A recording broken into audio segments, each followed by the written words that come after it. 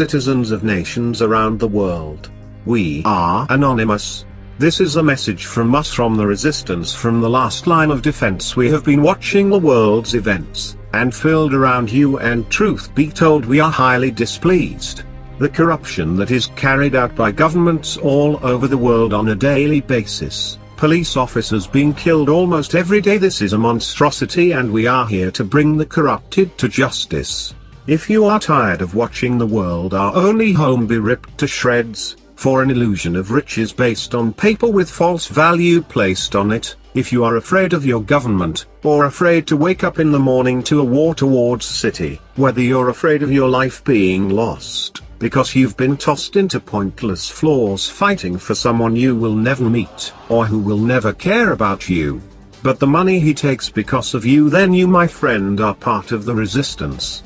This message comes directly to the people that are aware of our corrupted and unwillingly society, as well as to the people that are not aware, but was she to be wishing for something more in life besides money in a job. Furthermore, we will never be destroyed, we as in you and us, we as in everything and everyone, we as an idea. Ideas cannot be arrested, killed or broken, it cannot be interfering, nor can it be stopped. Ideas like courage is contagious, it cannot be divided. The idea is in the mind, you cannot throw it away in the trash.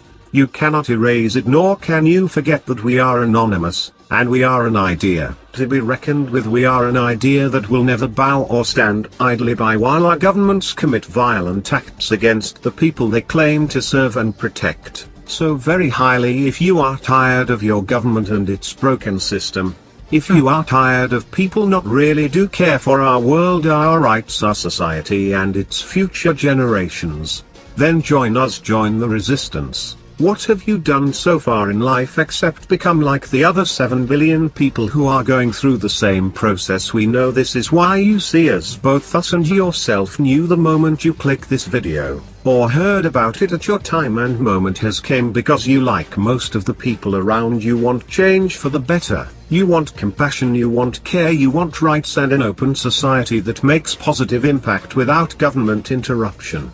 You want less value on human possession and more value on human life.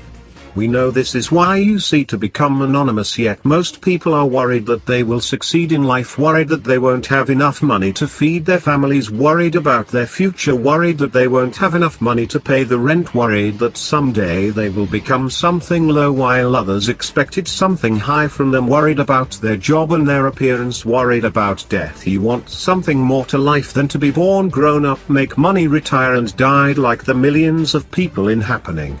This glowed and all of it for nothing. That is why we are here, that is why the resistances gave. We are not saviors, we are concerned citizens, formed, built in, multiple on from an idea that purifies itself with freedom and justice. We were here since the start, since the beginning of you, since the birth of everyone and everything. We are fighting for your rights, we are fighting for you and you. We see because we wish for no fame or profit but sincerity and equality. Yet we are not just one single person, group or community who call ourselves anonymous. We are not just characters like the media says and has corrupted with. We are you. We are your neighbors. We are your fathers and your mothers. We are sons and your daughters. We are you longs and we are your uncles, your sisters, and your brothers. We are the core unemployed man, who is looking for his purpose in life and the food to place on this family's table, as well as the longer who fights for the accused under the court of law, and the teacher that teaches the children, and the man that delivers your mail, the students in your school, the workers in your company.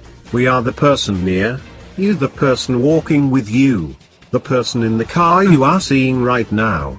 We are your lover and enemy. We are them and they are us. This was a message from Anonymous, the final resistance. This was a call for justice. President-elect Donald Trump's ability to destroy Islamic State ISIS terrorists was outlawed this past week by President Obama and globalist factions in the US Congress as the silent coup against him accelerates, with new calls being made to deny him the American presidency in the 19th of December electoral college vote because he is a traitor. globalist forces loyal to President Obama in the U.S. Congress this past week passed a staggering 3,076 pages long new law titled S. 2943, the National Defense Authorization Act for fiscal year 2017, that not only gives to Islamic terrorists portable missiles to shoot down planes throughout the world, but also expressly forbids any US president from cooperating with Russia to defeat these monsters.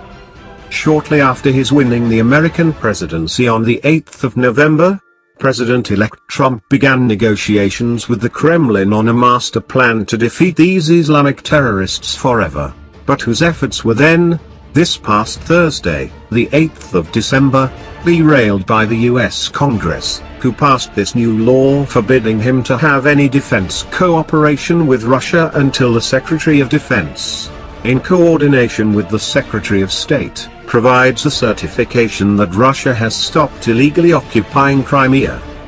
With Crimea having always been an essential part of Russia, it was reintegrated into the Federation in 2014 after 95.7% of its citizens voted to do so following the Obama-Clinton overthrow of the democratically elected government of Ukraine in what the American global intelligence giant Stratfor, known as the Shadowcha, called the most blatant coup in history, and whose then installed US-backed neo-Nazi-led government passed a law forbidding anyone to speak, read or hear the Russian language.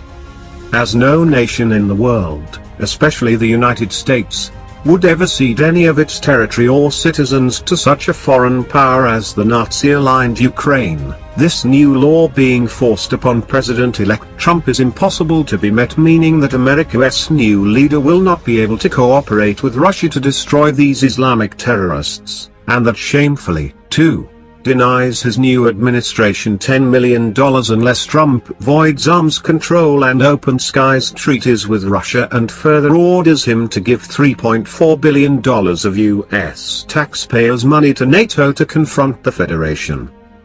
With Islamic terrorists having already killed over 33,000 throughout the world, the Obama regime globalists' true and satanic agenda being forced upon President-elect Trump is now exposed for the entire world to see, and whose hatred of Russia is due to the teaching of all Federation students from the 5th to 10th grade A course, titled, The Spiritual and Moral Foundation of Civilization in Every Nation for Thousands of Years, that exposes these globalists for who they really are, while at the same imparting Christian morality and values the West has long sought to destroy. To President-elect Trump, however, having these new globalist enacted laws directing him, remains in doubt, as the silent coup being led against him by the U.S. Central Intelligence Agency, CIA, has now accelerated, with the Washington Post now hilariously quoting these off-the-record spies alleging that Russia helped him win the presidency.